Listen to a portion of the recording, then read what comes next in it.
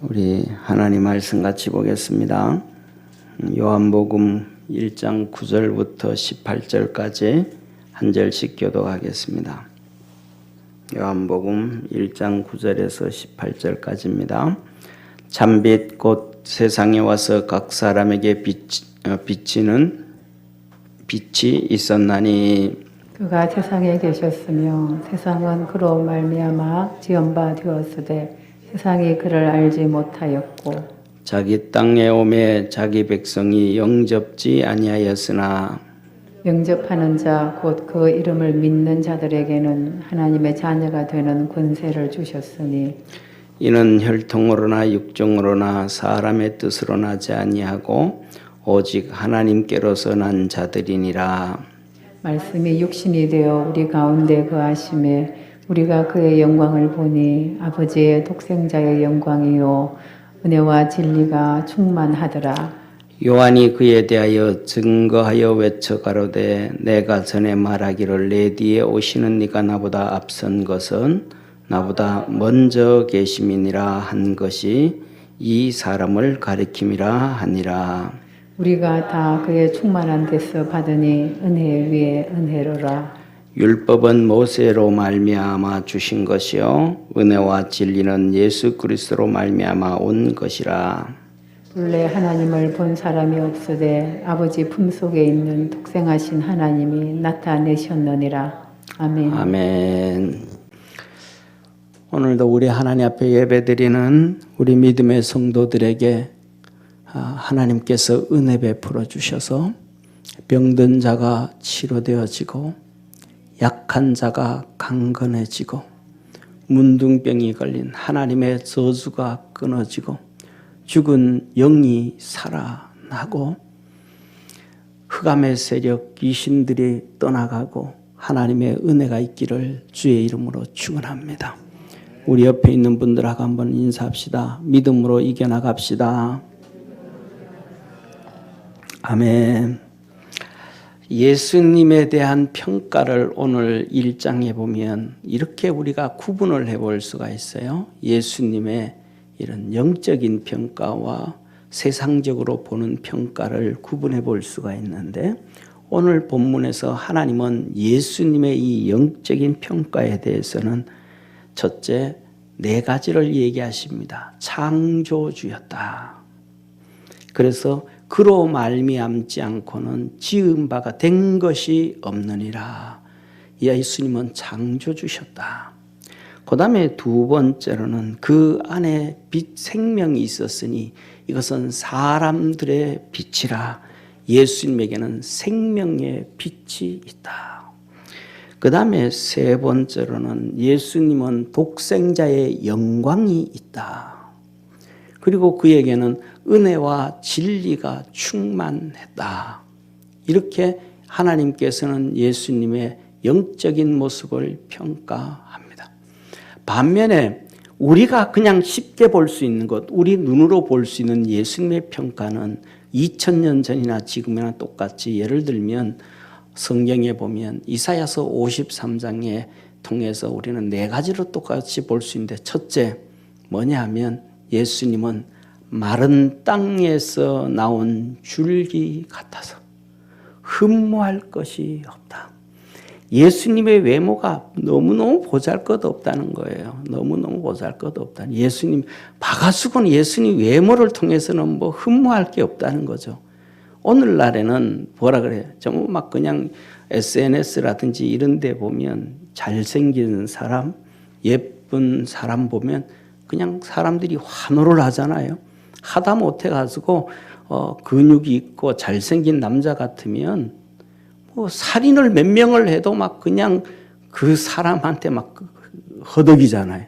요새 보면 뭐라고 이 외모 보고 그냥 결혼하고 외모에 빠져서 결혼해가지고 어려움 당하는 사람도 많잖아요. 이게 항상 하는 얘기가 마지막 때려서 그런 거예요. 창세기 6장에 보세요. 하나님의 아들들이 사람의 딸들의 아름다움을 보고 결혼하고 타락하고 죄짓고 그래서 그들이 육체가 되니라. 하나님이 사람 지으심을 한탄하시고 노아에게 나타나셔서 내가 물로 심판하겠다. 오늘날 외모 지상주의, 그것도 특별히 한국이 정말 외모 지상주의자잖아요. 이게 지금 뭐냐면 하나님의 심판이 가까웠다. 근데 예수님은 외모가 볼 게 품이 없다. 흠모할 게 없다. 첫째. 그 다음에 예수님의 두 번째 모습은 우리의 질고를 지고 슬픔을 당하셨거늘. 예수님은 우리의 모든 질병, 어떤 우리가 이렇게 병원에 요새는 면회가 잘 안 되지만은 그 전에 보면 예수 안 믿는 사람들요. 저 예수 믿는 거는 축복입니다. 아멘. 한번 크게 아멘 합시다. 예수 믿는 건 축복입니다. 아멘. 예수 안 믿는 사람들은요, 이 암이 걸리고 어떤 암 같은 경우에는 통증 때문에 마약 몰핀 주사를 맞아요. 그래도 아파가지고 막 그냥 그 마약 주사를 맞아도 이 병의 아픔 때문에 막 몸부림치거든요. 근데 예수 믿는 사람은요, 그렇게 안 아파요. 안 아파요. 하나님의 은혜예요. 얼마나 축복인지 몰라요. 그러니까 이 세상에는 모든 질병을 머리끝부터 발끝까지 예수님이 우리의 질병의 고통을 담당하신 거예요. 그러니까 예수님은 일생 동안 사시면서 얼굴 한번 휘지를 못하시는 거예요. 예수님은 웃지를 못하신 거예요. 왜? 우리의 질병을 대신 지고 있으니까 그 고통을 당하신 거예요. 질고를 지고. 그러니까 요새 들어가지고 뭐 이렇게 예수님의 성화를 그릴 때 웃는 예수님을 그리죠.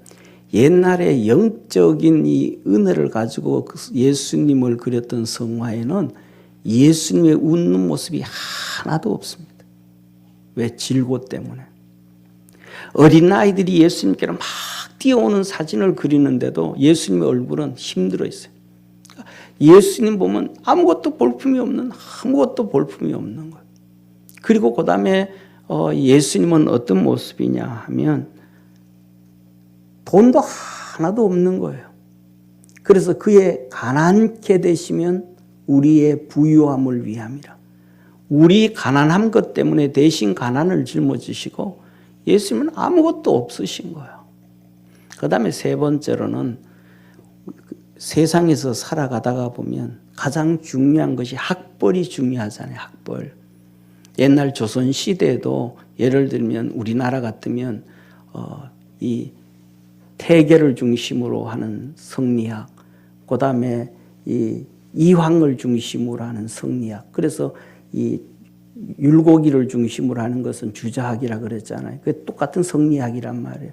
그래서 그 중심이 돼가지고 이제 성중관 제도에 들어와서 공부하고 하는 이 공부가 필요하잖아요. 핵심이 필요하다면 오늘도 우리나라 같으면 스카이, 모든 나라마다 대학 학벌이 있다 이 말이에요. 예수님 시대에도 그 당시에 샴마이 학파와 힐렐 학파가 있어요. 샴마이라는 요새 우리나라로 얘기하면 이 조선 시대로 얘기하면 성중과 같은 샴마이 학파, 그 다음에 힐렐 학파가 있어요. 그래서 우리가 잘 아는 이 사도 바울의 스승이었던 가말리엘이 있잖아요. 가말리엘. 그의 할아버지가 힐렐이에요. 그러니까 그 학파, 그러니까 바리새인들을 중심으로 해서는 힐렐 학파가 형성되어지고 사두개인들을 중심으로 해서는 샴마이 학파가 연결되어지는 거예요. 그 학파가 세상을 다 끌고 가고 세상의 자랑이고 그렇단 말이에요. 그런데 예수님은 힐렐 학파도 아니고 샴마이 학파도 아니고 사람들이 손가락질하는 나사렛의 촌뜨기예요. 내놓을 게 아무것도 없는 예수님. 그 다음에 예수님은 성경에서 그들이 다 하나님을 믿는데 성경에서 신명기 21장 23절에 말씀하신 것처럼 나무에 달린 자마다 저주받은 자라 하셨던 그 저주의 운명, 십자가에 못 박히실 예수님. 이게 육신적인 예수님의 평가예요. 그러니까 바리새인들, 사두개인들, 이스라엘 백성들, 그들이 눈으로 보는 예수님은 영적인 예수님을 보지를 못하고 전부 육신적인 것만 보는 거예요. 질고를 지고 가시고 가난하시고, 그 다음에 그가에게 있어서 정말 마른 땅에 나온 줄기처럼 볼품도 없고 십자가에 죽을 운명, 저주받은 인생. 사랑하는 성도님, 그런데 하나님은 그 예수님에게는 빛이 있었고 생명의 빛이 있었고, 할렐루야, 독생자의 영광이 있었고 은혜와 진리가 충만했는데 그것을 봐야 된다. 예수님께서 제자들을 데리고 복음을 전하셨습니다. 수많은 군중들 앞에서 들판에서 예수님이 말씀을 전합니다. 씨 뿌리는 비유를 말씀합니다. 씨를 뿌릴새 그 씨앗이 길가에 떨어지고 돌짝밭에 떨어지고 가시밭에 떨어지고 옥토에 떨어졌느니라. 그리고 길가에 다 떨어지고 난 다음에 옥토에 떨어진 것은 30배, 60배, 100배의 결실을 했다. 그리고는 저녁이 됐습니다. 식사를 다 하고 예수님이 제자들을 앉혀놓고 그것에 대해서 설명을 해줍니다. 내가 오늘 낮에 너희들에게 비유로 천국 비유를 해줬는 씨 뿌리는 비유를 해줬는데 그것이 무슨 뜻인지 아냐? 제자들이 모르는 거예요. 내가 다시 설명해 준다. 씨는 하나님의 말씀이라. 이 씨는 하나님의 종들이 뿌리는 말씀이라. 그 말씀이 길가에 떨어지고 돌짝밭에 떨어지고 가시덤불에 떨어지고 옥토에 떨어지는데, 그 가시덤불에 떨어진다라는 것은 사람의 마음이라. 사람의 마음이 세상의 염려와 걱정 때문에 하나님의 말씀을 통해서 복을 못 받는다. 돌짝밭에 떨어지는 것은 핍박이라. 하나님의 말씀을 받지만 핍박과 박해로 인해가지고 결실치를 못한다. 길가에 떨어지는 것은 그 마음속에, 사람 마음속에 사단 마귀가 들어가서 그 말씀을 다 빼앗아 먹어버려서 하나님 말씀을 듣지를 못해서 끝나는 것이다. 옥토에 떨어진다는 것은 그 마음에 하나님 말씀을 그대로 받아들여서 30배, 60배, 100배의 결실을 하느니라. 제자들이 예수님에게 말합니다. 예수님, 그거 지금 아까도 얘기해 줘야 되지 않습니까? 많은 사람들 앞에서도 설명을 해줘야 되는데 왜 많은 사람들 앞에서 설명하지 않고 우리한테 설명을 해 주십니까? 예수님 말씀합니다. 하나님 앞에 선택된 자들에게는 깨닫게 하시기 위함이요, 선택받지 못한 자들에게는 천국의 복음을 숨기기 위함이라. 세상의 모든 사람들은 예수님을 바라보면서 볼품없는 모습, 질고를 지고 얼굴 인상 찡그리는 모습, 나사렛에서 나온 촌뜨기 예수님을 바라보고 있습니다. 그리고 십자가에 죽을 저주받은 인간으로 봅니다. 그런데 하나님은 말씀하기를 그 모습을 봐야 되는 것이 아니라 그 속에 생명의 빛을 봐야 된다. 독생자의 영광을 봐야 된다. 그 예수님에게 은혜와 진리가 충만한데 그 은혜와 진리를 구해야 된다. 그분은 은혜와 진리가 충만하기 때문에 은혜를 구하고 주고 줘도 넘침이 없고 진리를 주시도 부족함이 없는 주님이시라는 것을 우리에게 말씀해 주신 것입니다. 우리 사랑하는 모든 믿음의 성도들, 이 시간 여러분들이 하나님 앞에 선택되어진 자가 되어서 하나님의 말씀을 깨달고 열매 맺어지는 축복의 우리 성도 되어지기를 축원합니다. 사랑하는 성도님, 첫 번째로는 생명의 빛을 볼 줄 알아야 됩니다. 요한복음 1장 9절에 말씀합니다. 참 빛 곧 세상에 와서 각 사람에게 비치는 빛이 있었나니 각 사람에게 빛이 비춰졌다는 거예요. 하늘 예수님이 다 비춰주셨다는 거예요. 이 빛이 뭐예요? 오늘 2절 4절에 말합니다. 그가 태초에 하나님과 함께 계셨고 만물이 그로 말미암아 바 지은 바 되었으니 지은 것이 하나도 그가 없이는 된 것이 없느니라. 그 안에 예수님 안에 생명이 있었으니 이 생명은 사람들의 빛이라.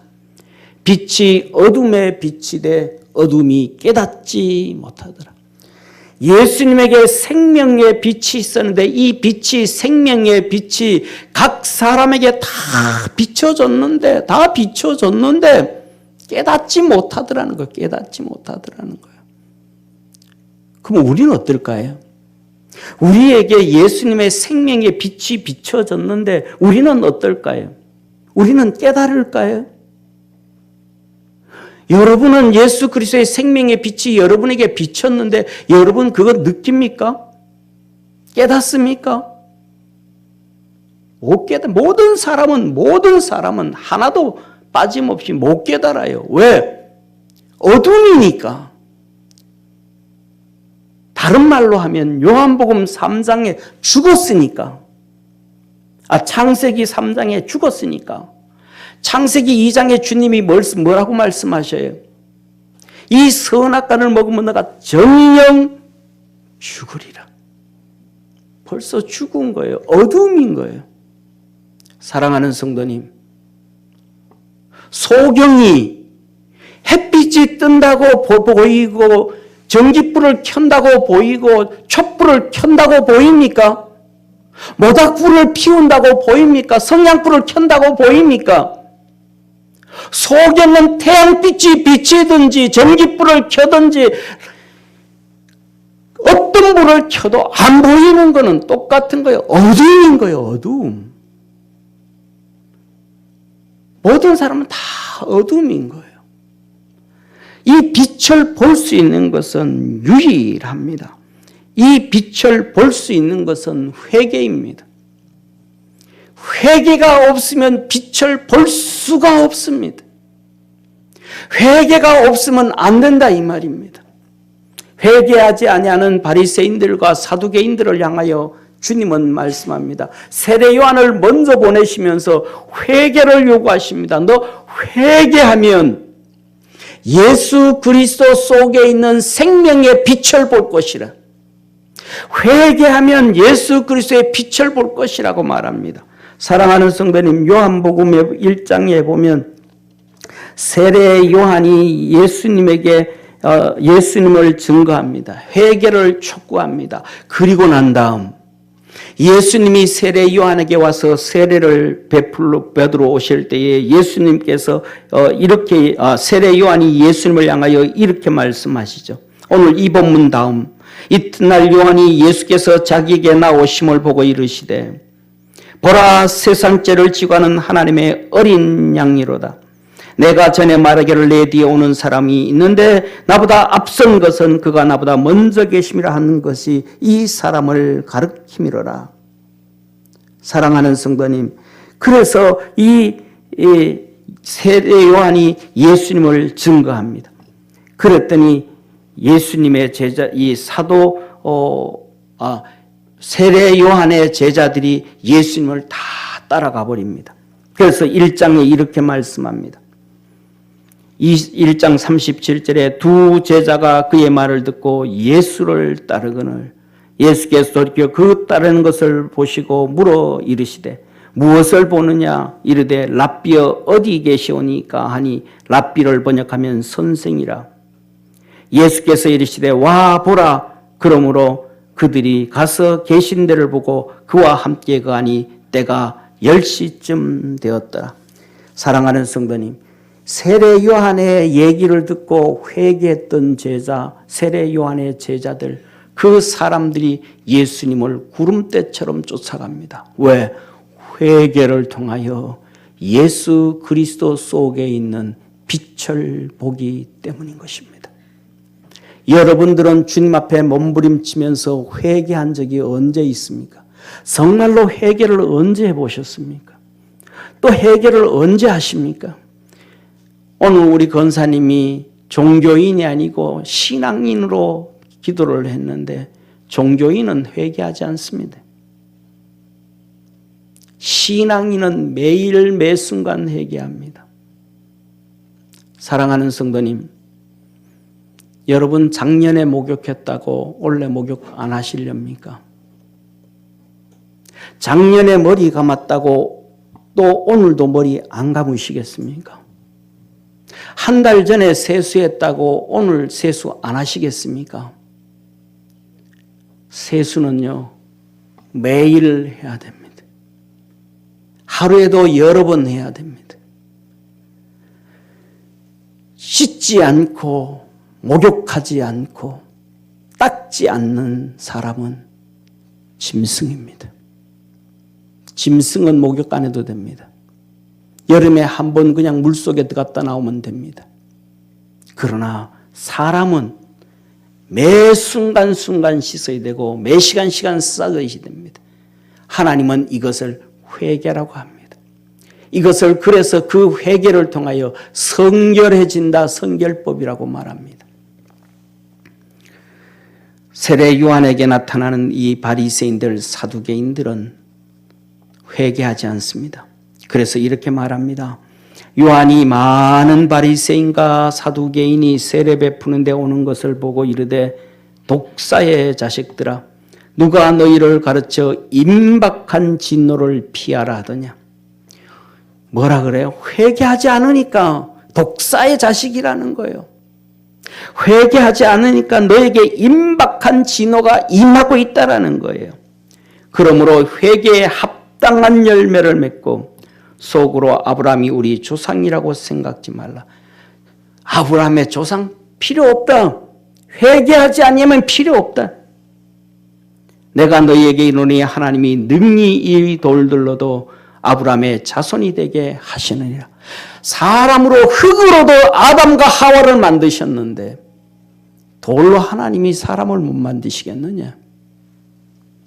이미 도끼가 나무 뿌리에 놓였으니 좋은 열매 맺지 아니하는 나무마다 찍어 불에 던지우느니라. 회개를 통하여 예수 그리스도를 보고 생명의 빛을 보게 되어짐을 깨닫기를 축원합니다. 회개하지 아니하면 주님 앞에 나가지를 못합니다. 회개하지 아니하면, 사랑하는 성도님, 이들이 왜 회개하지 아니합니까? 이들이 회개하지 아니하는 것은 교만입니다. 교만. 사랑하는 성도님, 예수님은 마른 땅에 나온 줄기 같아서 볼품이 없는데 나라는 망했든 망하지 않았든 식민지로 살든 그렇지 않든 그들은 부유하게 삽니다. 권력 다 가지고 삽니다. 나라가 망해도 내 일대 내 후손들은 대대로 잘 살 거라고 확신을 갖고 삽니다. 예수님은 질고를 당하여 가난하고 고통에 살지만 그들은 그러지 않습니다. 사랑하는 성도님, 우리 모든 믿음의 성도들이 회개를 통하여 참 빛 되신 예수님을 볼 수 있기를 축원합니다. 회개를 통하여 예수님 속에 생명의 빛을 볼 줄 아는 이 우리 믿음의 성도가 되어지기를 축원합니다. 회개를 하면 예수님의 빛을 보게 된다는 것입니다. 9절에 말합니다. 참 빛, 곧 세상에 와서 각 사람에게 비치는 빛이 있었나니 그가 세상에 계셨으며 세상은 그로 말미암아 지은 바 되었으니 세상이 그를 알지 못하였고 자기 땅에 오매 자기 백성이 영접지 아니하였으나 영접하는 자 곧 그 이름을 믿는 자들에게는 하나님의 자녀가 되는 권세를 주셨으니 이는 혈통으로나 육정으로나 사람의 뜻으로 나지 아니하고 오직 하나님께로서 난 자들이니라. 회개를 하면 예수님의 모습은 마른 땅에서 나온 줄기 같고 예수님의 모습은 질고를 지고 고통을 당하고 슬픔을 당하고 그의 모습은 먹을 것이 하나도 없고 남노하고 초라하지만 그 속에 생명을 보고 그 속에 독생자의 영광을 보고 그에게 은혜와 진리가 충만한 것을 보고 영접하게 되어진다 그랬습니다. 그 영접하는 자, 예수님을 영접하는 자에게 하나님의 자녀가 되는 권세, 특권을 주신다. 특권을 주신다. 종으로 태어나는데, 평민으로 태어나는데 귀족이 되어지는 특권을 주신다. 마귀의 종으로 태어나는데 하나님의 자녀의 특권을 얻게 되어진다. 우리 사랑하는 모든 믿음의 성도들, 회개를 통하여 생명의 빛 대신 예수님을 볼 줄 아는, 바라볼 줄 아는, 깨달을 줄 아는 축복의 성도가 되기를 축원합니다.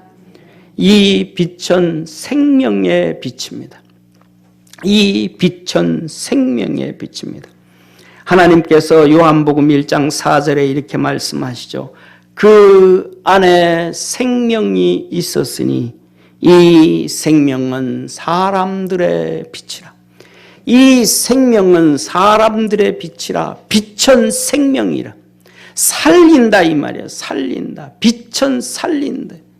그래서 주님께서 오늘 이렇게 말씀을 하고 계시죠. 말라기 4장 1절에서 2절에 보면 만군의 여호와가 이르노라. 보라, 극렬한 풀목불 같은 날이 이르니니 교만한 자와 악을 행하는 자는, 바리새인들과 사두개인들은 그 날이 이르리니 그런 자들은 다 초계 같을 것이라. 풀 같다 이 말이에요. 풀 같다. 그 이르는 날이 그들을 살라 그 뿌리와 가지를 남기지 아니할 것이로되 다 태워버린다. 다 태워버린다. 그러나 내 이름을 경외하는 너희에게는 의로운 해가 떠올라서 의로우신 예수님이 나타나셔서 치료하는 광선을 바라니니, 치료하는 생명의 빛을 바라니니 너희가 나가서 외양간에서 나온 송아지같이 뛰리라. 우리 주님께서 이 시간 우리에게 은혜 베푸시고 축복하시는 거예요. 생명의 빛이 비춰지면 병든 자가 치료되어지고 약한 자가 강건해지고 빛이 비춰지면 귀신이 떠나가고 빛이 비춰지면 문둥병 하나님의 저주가 끊어지고 죽은 영혼이 살아나게 되어짐을 믿으시기를 축원합니다. 주님께서 복음을 전하실 때에 가버나움에 회당장이 예수님에게 왔습니다. 예수님, 내 딸 좀 살려주십시오. 병이 들어서 다 죽어갑니다. 제발 좀 살려주십시오. 예수님이 그래 가자 하고 그를 따라서 회당장 나이로의 집으로 갑니다. 가는데 사람들이 얼마나 많은지 모릅니다. 밀고 당기고 그렇습니다. 그러다가 가는데 갑자기 예수님이 발걸음을 탁 멈추십니다. 그러면서 말씀합니다. 누가 내 몸에 손을 댔느냐? 누가 내 옷에 손을 댔느냐? 제자들이 말합니다. 예수님 무슨 말씀이십니까? 여기 사람들이 얼마나 많습니까? 서로 막 예수님 가까이 왔다 같이 간다고 하고 움직이다가 그러다가 예수님 몸에, 예수님 옷에 손이 다 있지 않겠습니까? 그런 사람 없습니다. 일부러 누가 그렇습니까? 예수님 말씀입니다. 아니라 내 몸에서 능력 빠져나감을 나는 느꼈느니래. 그냥 옷에 손댄 거 아니라니까. 그냥 몸에 손댄 거 아니라니까. 내 몸에서 능력 빠져나감을 느꼈다. 이것은 뭐가? 믿음이 있어야 된대. 내게 있는 빛을 볼 줄 아는 자, 생명을 볼 줄 아는 자, 그가 있어야 된다. 그것 아니면 안 된다는 거예요. 그 예수님의 말씀에 한 여인이 그 앞에 무릎을 턱 꿇고 예수님에게 말합니다. 제가 예수님의 옷에 손댔습니다. 나는 12년 동안 혈우병 걸렸던 여인입니다. 모든 의사를 찾아다녔고 다 해도 안 됐습니다. 그런데 내 마음속에 빛이 들어왔습니다. 예수님의 옷을 만지기만 해도 내 병은 나으리라는 믿음이 생겼습니다. 이것이 생명의 빛입니다.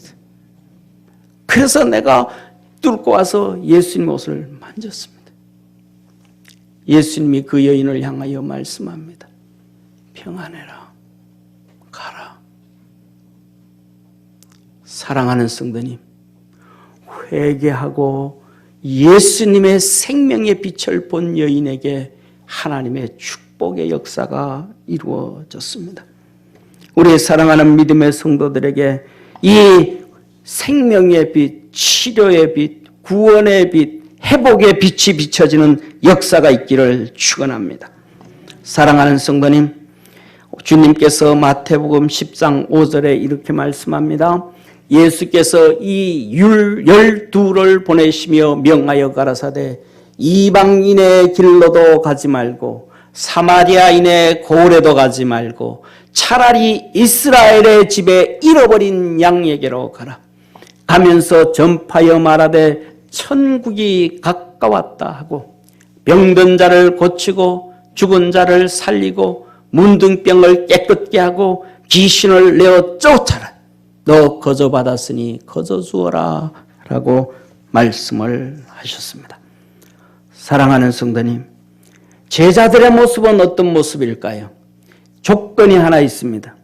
병든 자가 치료되어지는 것, 죽은 자가 살아나는 것, 약한 자가 고쳐지는 것, 문둥이가 저주받은 하나님의 저주바가 끊어지는 것, 귀신이 나가는 데는 전제되어지는 조건이 하나 있습니다.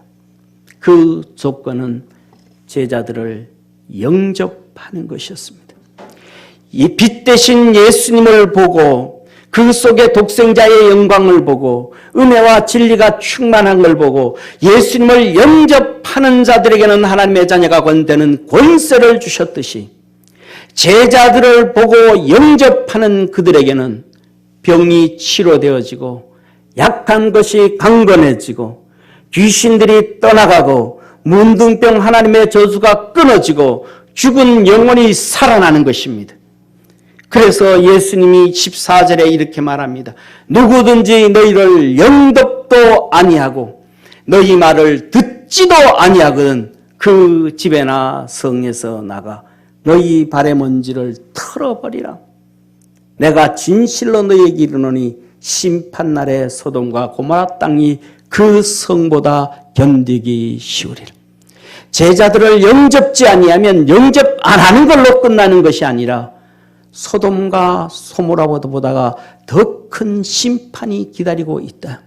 너희들을 영접하는 자들에게 병을 치료하고 약한 것을 치료하고 귀신을 쫓아내고 문둥병을 치료해서 하나님의 저주를 끊으라고 하셨습니다. 사랑하는 성도님, 그러면 제자들의 모습은 어떤 모습일까? 예수님의 모습은 질고를 지고 슬픔을 당하고 마른 땅에서 나온 줄기 같고 예수님은 나사렛 촌뜨기였습니다. 그래서 바리새인들 사두개인들은 그를 예수님을 영접하지 않았습니다. 회개한 자만들이 예수님을 영접했는데 이 제자들의 모습은 어떤 모습일까요? 제자들의 모습은 반 이상은 갈릴리 어부 출신입니다. 그리고 어떤 사람들은 이스라엘 백성들이 손가락질하는 저 매국노라고 손가락질하는 세리였습니다. 예수님이 바리새인들 앞에서 멸시를 당하듯이 제자들도 유대인들로부터 멸시를 당하는 수준의 사람들입니다. 그들은 사랑하는 성도님, 샴마이 학파도 아니었고 힐렐 학파도 아니었고 가까이 할 수 있는 것이 아무도 없는 사람들이 제자들이었습니다. 더 나아가서는 세례 요한 같은 경우에는 그때 나이 20살 전후로서 어린 나이 같은 수준. 네가 뭘 알아? 하고 발로 차버릴 수준의 아이들. 그 제자들이 너희들을 영접하면 너희들은 가서 병든 자를 치료하고 약한 자를 고치고 귀신을 쫓아내고 문둥병을 치료하여 하나님의 저주를 끊고 죽은 자를 살리라고 하셨습니다. 생명의 빛을 비춰줘라. 내가 너에게 준 그 생명의 빛을 비춰줘라. 우리 사랑하는 믿음의 성도들은 회개를 통하여 생명을 얻고 빛을 보고 구원의 축복이 있는 우리 믿음의 성도 되어지기를 주의 이름으로 축원합니다. 사랑하는 성도님, 두 번째로는 독생자의 영광을 봐야 됩니다. 영광이 뭘까? 영광은 신앙적인 얘기를 하면 직분이고요. 세상적인 표현하면 직위입니다. 직위. 텔레비에 이렇게 보면 대통령 누구, 총리 누구, 누구 이러잖아요. 멋있어 보이잖아요. 위대해 보이잖아요. 그런데 그런 얘기 하잖아요. 남자들 모이면 야, 다 떼고 덤벼. 그러잖아요. 다 떼고 덤벼. 다 떼고 덤벼. 아무것도 직분 없이 딱 만나보면요. 그냥 초라한 사람이에요. 나이 들면요. 그냥 초라한 노인이에요. 그냥 주먹 한 방 때문에 퍽 쓰러질 별 볼 일 없는 사람들이에요. 그런데 그들에게 뭐가 있으니까? 예를 들면 대통령 끝나고 나면 전임 대통령이니까 밑에 비서진들도 있고 경비원도 있고 경호원도 있고 지켜서 뭐가 대할 것처럼 보이잖아요. 그거 다 떼면 그냥 별 볼 일 없는 거예요. 영광이라는 건 바로 그런 거예요. 직분이 주는 게 영광이에요. 하나님은 영광의 하나님 하잖아요. 하나님은 천지를 창조하신 분이에요. 그분의 직분은 창조주예요. 그러니까 그분에게 하나님에게는 큰 영광이 있는 거예요. 할렐루야. 이 직분은 뭐예요? 신앙의 직분은 사명이에요. 그리고 그 사명을 위해서 하나님 앞에 순종하는 거예요. 그러면 하나님께서 영광을 주시는 거예요. 예수님에게 사명을 직분을 주시고 예수님은 그 직분을 위해서 사명을 감당하시고 그것을 위해서 순종을 하셨더니 하나님이 그에게 영광을 주신 거예요. 그게 독생자의 영광입니다. 할렐루야. 세상은요. 세상엔 사명을 안 줘요. 욕망이 욕망. 자기 권력욕이에요. 명예욕이에요. 사명이 아니라 명예욕, 권력욕이에요. 이게 세상 사람들이에요. 하나님의 종들은 그러지 않아요. 하나님의 종으로 살았던 다윗 그러지 않아요. 하나님의 종으로 살았던 다니엘 그러지 않아요. 그들은 세상에서 정치를 해도 사명을 가지고 있어. 명예욕이 아니고 사명이 있으면 하나님 앞에 순종하고 영광을 돌리는 거예요.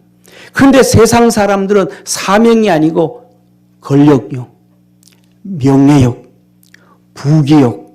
그래서 그들은 하나님 앞에 뭐예요? 순종을 하는 것이 아니고 그 권력을 휘두르는 거예요. 말 안 들으면 죽여버리는 거예요. 누명을 덮어 씌워서라도 감옥 집어넣어버리는 거예요. 그리고 자기 스스로 영광을 받는 거예요. 그러니까 우리는 다르다 이 말이죠. 예수님은 다르다 이 말이에요. 그래서 예수님께서는 이 하나님의 축복을 받았는데 하나님께서 그 영광을 증거하셨는데 빌립보서 2장 6절에 이렇게 말씀합니다. 그는 근본 하나님의 본체시나 하나님과 똑같다는 거예요. 하나님과 동등됨을 취할 것으로 여기지 아니하시고 하나님하고 같은데 하나님 나 같지 않나요? 좀 전에 말씀 남자들이 모이면 야 계급장 떼고 덤벼 그러잖아요. 니도 사람 나도 사람이라는 거예요.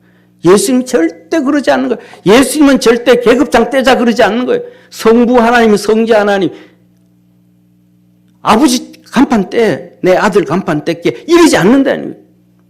동등됨을 취할 것으로 여기지 아니하고 오히려 자기를 비워 종의 형체를 가져 예수님은 하나님 앞에 더 낮아지고 낮아졌다. 그리고 순종을 해서 사람들과 같이 되었고 사람의 모양으로 나타나셨고 자기를 낮추시고 죽기까지 복종하셨으니 곧 십자가에 죽으심이라. 예수님은 하나님이 주신 독생자 메시아 그리스도 구세주의 직분을 주신 그리스도의 직분 그 사명을 위해서 스스로 낮추시고 복종하시고 십자가에 죽으셨더라. 그랬더니 하나님이 영광을 독생자의 영광을 주셨습니다. 이러므로 하나님이 그를 지극히 높여 모든 이름 위에 뛰어난 이름을 주사 하늘에 있는 자들과 땅에 있는 자들과 땅 아래에 있는 자들로 모든 무릎을 예수의 이름에 꿇게 하시고 하늘과 땅과 그 가운데 모든 것들이 예수님의 이름에 무릎 꿇게 하셨다. 하나님이 예수님을 영광스럽게 만드셨더라. 할렐루야. 세상의 짐승들은, 권력자들은 자기 스스로 높아지는데, 권력을 가지고 영광을 누리는데, 하나님의 사람 예수님은, 하나님의 사람들은 사명을 위해서 순종하고 사명을 감당하고 살았더니 하나님이 높여주신다. 그래서 디모데서에 이렇게 말씀합니다. 집사의 직분을 잘 감당한 자들에게는 하나님께서 아름다운 지위와 믿음의 담력을 얻게 하시느니라. 하나님이 그에게 영광을 끼워주신다. 얹혀주신다. 모든 입으로 예수 그리스도를 주라 시인하여 하나님 아버지께 영광을 돌리게 하셨느니라. 우리 사랑하는 모든 믿음의 성도들도 우리 주님이 그 독생자의 영광이라는 것은 사명을 통하여 낮아짐으로 순종을 통하여 복종을 통하여 하나님이 높이신 영광임을 깨닫기를 축원합니다.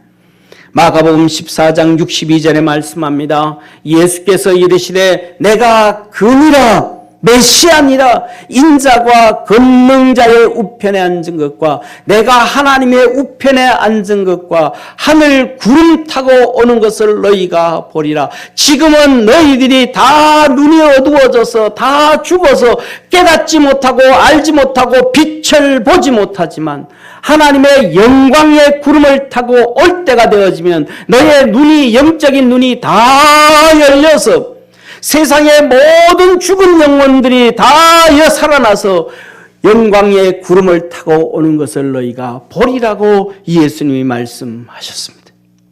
히브리서 12장 2절에 말씀하시죠. 믿음의 주여 또 온전케 하시는 이인 예수를 바라보자. 그는 그 앞에 있는 기쁨을 위하여 십자가를 참으사 부끄러움을 개의치 아니하시더니 하나님 우편에 앉으셨느라. 십자가로 복종을 했더니 하나님 우편에 앉으시는 영광을 주신 것입니다. 이것이 독생자의 영광입니다. 사랑하는 성도님, 빌립보서 2장 5절 말씀합니다. 너희 안에 이 마음을 품으라. 너희 안에 이 마음을 품으라. 곧 그리스도 예수의 마음이니 그는 근본 하나님의 본체시나 하나님과 동등됨을 취할 것으로 여기지 아니하시고 오히려 자기를 비워 종의 형체를 가져 사람들과 같이 되었고 너희 안에 이 마음을 품으라. 곧 그리스도 예수의 마음이니. 우리 사랑하는 모든 믿음의 성도들, 예수 그리스도 독생자의 영광을 바라보며 우리 믿음의 성도들에게도 하나님께서 주실 영광을 바라볼 줄 아는 축복의 성도 되기를 축원합니다. 세 번째로는 은혜와 진리가 예수님에게는 충만했더라. 그래서 저와 여러분은 이 세상 살아갈 때 은혜와 진리를 구하며 살아가야 된다. 우리 주님 앞에 은혜를 구하고 진리를 구하고 살아야 돼요. 이렇게 말씀하시죠.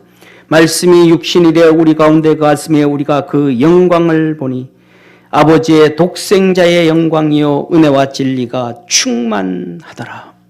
우리가 다 그의 충만한 데서 받으니 은혜 위에 은혜느라.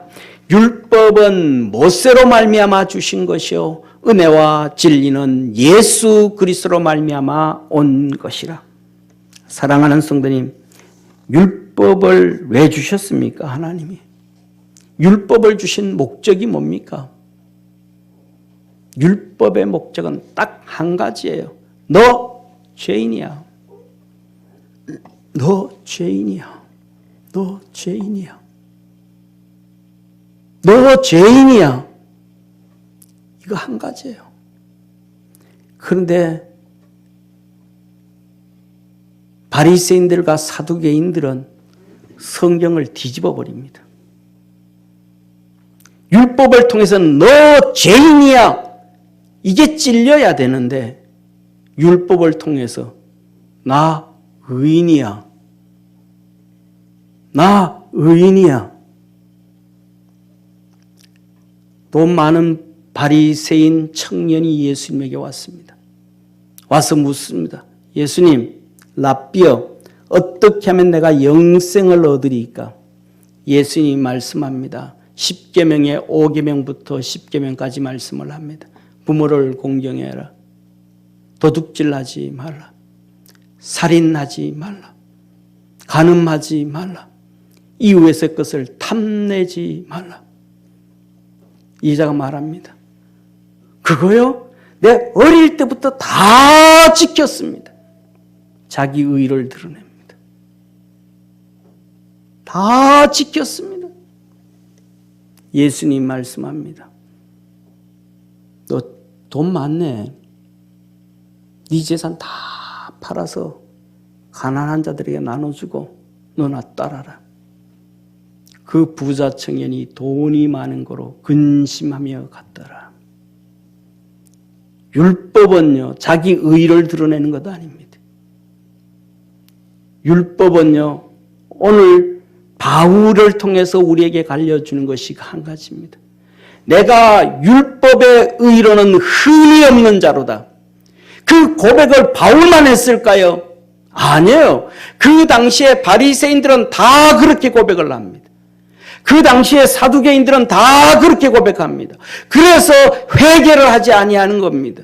그래서 세례 요한의 회개를 듣지 않는 것입니다. 예수님의 회개를 듣지 않는 것입니다. 사랑하는 성도님, 율법은 죄를 깨닫게 하는 것입니다. 그 율법을 통하여 죄를 깨닫는 자에게 하나님께서는 은혜를 주시고 진리를 주시는 하나님이심을 믿으시기를 축원합니다. 한번 따라해 봅시다. 하나님, 내게 은혜를 주옵소서. 긍휼히 주옵소서. 불쌍히 여겨 주옵소서. 이것이 은혜입니다. 은혜라는 것은 받을 수 없는 자가 받는 것이 은혜입니다. 죄인이 하나님 은혜를 주옵소서. 죄인 긍휼히 여겨 주옵소서. 죄인을 불쌍히 여겨 주옵소서. 나같이 못난 자에게 치료하여 주시고 긍휼을 베풀어 주옵소서. 예수님은 우리에게 은혜 주시고 은혜 주셔도 충만하더라. 넘쳐나더라 이 말이에요. 샘물을 퍼내도 물이 마르지 아니함 같이 주님께서 은혜를 구하는 자에게 은혜 베푸시는 축복의 하나님이심을 믿으시길 바랍니다. 의인으로 사는 것이 아니고 잘난 맛에 사는 것이 아니고 죄인으로 살아갈 때에 하나님의 은혜를 입게 되는 것입니다. 그에게는 진리가 충만합니다. 진리는 뭡니까? 하나님의 말씀입니다. 하나님의 말씀이 우리를 이끌어가고 하나님의 말씀이 우리를 잡아주고 하나님의 말씀이 우리에게 생명을 주고 하나님의 말씀이 우리를 구원해주고 하나님의 말씀이 우리에게 삶을 바꾸어 놓고 하나님의 말씀이 우리에게 기적과 이적과 표적을 주는 것입니다. 사랑하는 성도님, 500리의 기적 아시죠?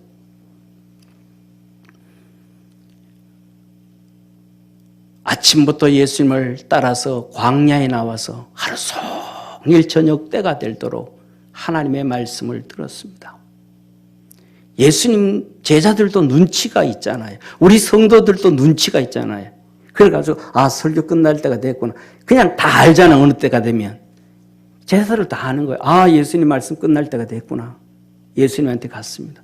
예수님, 여기 많은 사람들 하루 종일 밥도 못 먹고 물도 못 마시고 광야에서 하루 종일 하나님 말씀 들었습니다. 이들요 그냥 돌려보내면 가다가 기진하고 쓰러져 죽습니다. 예수님 어떻게 하면 될까요? 예수님에게 제자들에게 말합니다. 너희들 있는 것을 주어라. 그랬더니 안드레가 잽싸게 가가지고 아이 도시락 가져옵니다. 물고기 5매가 보리떡 2개. 그리고 머리 팽팽 돌아가는 빌립이 옆에서 말합니다. 예수님 무슨 말씀을 하십니까? 여기에 여자아이 빼놓고 남자만 5,000명이 넘는데 이들에게 빵 하나 우유 하나 줘도 200데나리온 이상 필요합니다. 200데나리온이면요 적게 잡아도 2천만 원입니다. 빵 하나 물 하나 주는데 어떡하겠습니까? 예수님 말합니다. 50명씩 앉혀라. 보리떡 2개와 물고기 5마리와 보리떡 2개로 하늘을 우러러 축사하시고 떼어 나눠 줬더니 다 배불리 먹고 남은 것을 거두었더니 12강주리가 찼더라. 아멘. 한번 크게 한번 아멘 합시다. 아멘. 아멘. 말씀을 사모했던 사람들이 경험한 것이 오병이어의 표적입니다. 말씀을 사모한 사람들이 경험한 것이 오병이어의 기적입니다. 그래서 베드로를 통하여 주님 말씀입니다. 하나님의 말씀 신령한 젖을 사모하라고 진리가 충만하더라. 주님이 우리에게 주시는 말씀으로 우리 삶의 표적이 일어납니다. 하나님이 주시는 말씀으로 우리 삶의 기적이 일어납니다. 하나님께서 말씀하심에 홍해가 갈라졌고 말씀하심에 10가지의 재앙이 애굽에 내렸고 말씀하심에 만나가 내려왔고 말씀하심에 홍해가 갈라지고 요단강이 갈라지고 주의 축복이 있었음을 믿으시길 바랍니다. 우리 사랑하는 성도들이 생명의 빛을 보고 구원의 역사와 치료의 구원의 은혜가 있기를 축원합니다. 독생자의 영광을 바라보며 여러분이 하나님께서 주실 영광을 꿈꾸기를 축원합니다. 은혜를 받고 은혜를 구하고 진리를 구하여서 충만한 삶이 살아가는 하나님이 여러분과 함께하는 기사와 표적이 있는 축복의 성도 되기를 축원합니다. 기도드리겠습니다. 하나님 아버지, 우리 믿음의 성도들이 눈을 떠서 회개를 통하여 예수님의 빛을 보게 하시고 생명의 빛을 보게 하시고 독생자의 영광을 보면서 주님께서 우리에게 주실 영광을 꿈꾸게 하옵시고 은혜를 구하고 진리를 구하여서 주님이 주시는 삶이 표적과 이적과 능력과 은총 있게 하옵소서. 예수님의 이름으로 축복하고 기도드립니다. 아멘.